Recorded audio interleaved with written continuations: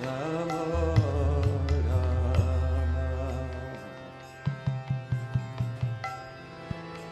Hare Hare. Welcome to this Kartik Inspiration. When being in Vrindavan, there are times when Vrindavan acts like a mirror, which shows you the things you still need to work at. At that time, you become reminded of your conditions, the covering. But still, being in Vrindavan is like standing before a curtain in a theater.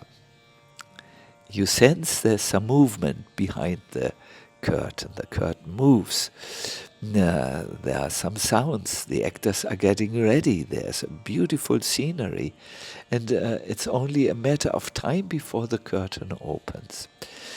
In the same way, being in Vrindavan confronts you with the veil of matter, the veil which is knit or woven with the three gunas, with the mistakes of others, with the problems, with cheating, with everything. It's a big veil.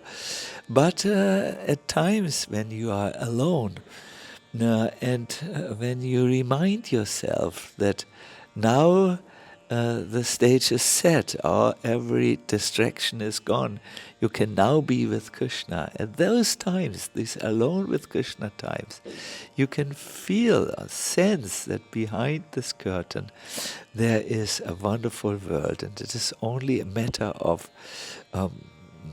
time, days, months, or whatever, before the curtain parts and opens and gives way to the beautiful spiritual reality.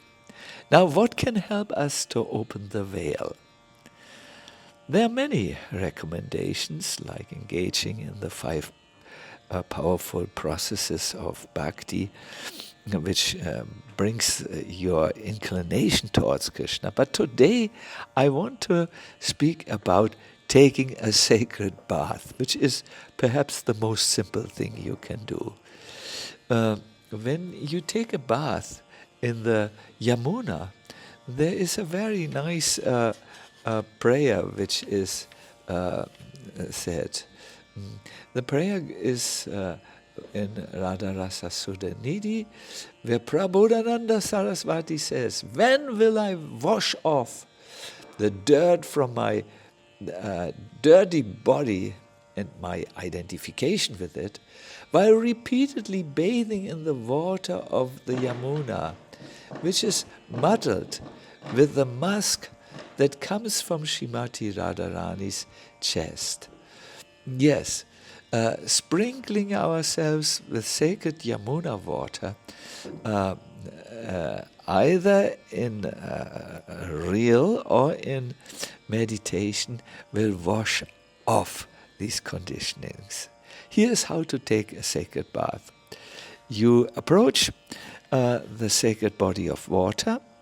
You say a prayer, or if you don't have one handy, you can do a self-composed prayer, and then you respectfully pay your obeisances.